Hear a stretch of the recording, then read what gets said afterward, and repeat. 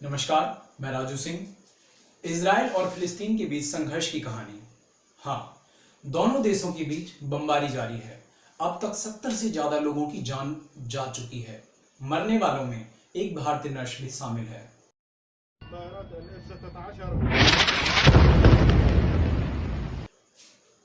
इन दिनों इजराइल और फिलिस्तीन में विवाद चल रहा है। यह विवाद आज का नहीं है, 73 सालों से यह विवाद चल रहा है, जिसमें आए दिन झड़पें होती रहती हैं। लेकिन इस बार ये कोई आम झड़प नहीं है। इन झड़पों ने खूनी रूप ले लिया है। दोनों ओर से जमकर बमबारी हो रही है। इजराइल और फिलिस्तीन में 7 मई को खूनी संघर्ष शुरू हुआ। इस संघर्ष में गाजा में 65 तो वहीं इजराइल में 7 लोग मारे गए। इजराइल और हमास के लड़ाकों के बीच तनाव चरम पर है। ये विवाद पुराना है, बस इस बार स्थिति भयानक है। वहां की गाजा पट्टी के कई इलाकों पर आतंकवादी संगठन हमास का कब्जा है।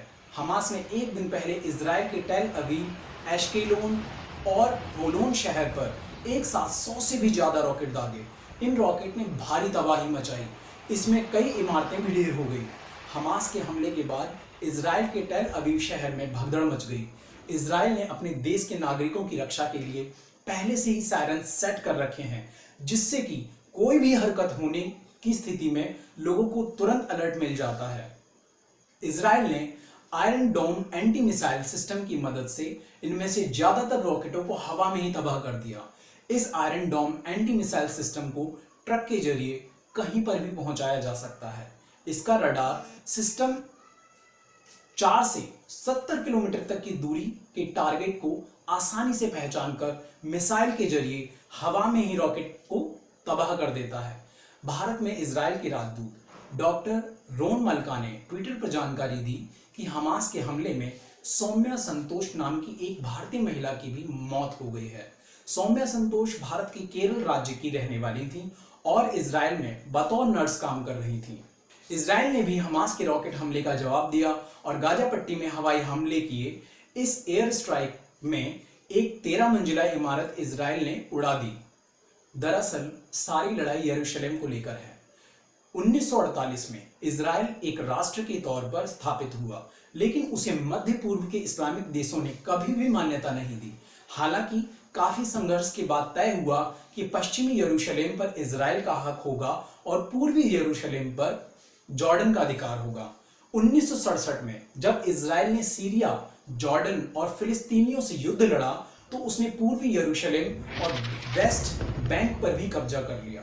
दोनों इलाके इजराइल ने जॉर्डन से, तभी से इन इलाकों में इजराइल और फिलिस्तीनियों के बीच हिंसा टकराव होता रहता है। इजराइल दावा करता है कि पूरा यरूशलेम उसकी राजधानी है, जबकि फिलिस्तीन पूर्वी यरूशलेम को भविष्य के फिलिस्तीन राष्ट्र की राजधानी मानते हैं। और अमेरिका उन चंद देशों में से एक है जो पूरे शहर पर इजराइल के दावे को मानता है। ये इलाका ईसाई, इस्लाम, यहूदी तीनों के लिए महत्वपूर्ण है। तीनों ही धर्म अपनी शुरुआत की कहानी को बाइबल के पैगंबर अब्राहम से जोड़ते हैं। ईसाई धर्म के लोगों का जुड़ाव इस क्षेत्र में इसीलिए है क्योंकि उनका मानना है कि यह वही जगह है जहां कलवरी की पहाड़ी पर यीशु को सूली पर चढ़ाया गया था। इसीलिए ईसाई इस जगह को पवित्र मानते हैं। वहीं मुसलमानों के लिए ये जगह इसलिए अहम है क्योंकि डोम ऑफ रॉक और अल अक्सा मस्जिद यहीं पर स्थित है। मुसलमान मानते हैं कि यहीं से पैगंबर मोहम्मद जन्नत की तरफ गए थे, जबकि यहूदी यरूशलेम को इसलिए अपना बताते हैं क्योंकि उनका मानना है कि यही वो जगह है जहां आधारशिला रख पूरी दुनिया का निर्माण किया गया था। यहीं पर अब्राहम ने अपने बेटे आइजैक की कुर्बानी दी थी। यहूदियों वाले हिस्से में कोटेल या वेस्टर्न वॉल है। ये दीवार पवित्र मंदिर का अवशेष है, यानी यरूशलेम ईसाई, इस्लाम और यहूदी तीनों धर्मों का केंद्र है और सारे विवाद भी यहीं से शुरू होते हैं।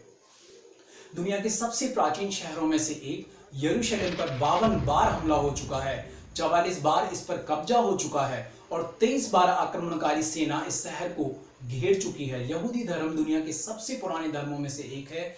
इस धर्म का इतिहास करीब 3000 साल पुराना है। इस धर्म की नींव रखने वाले थे पैगंबर अब्राहम।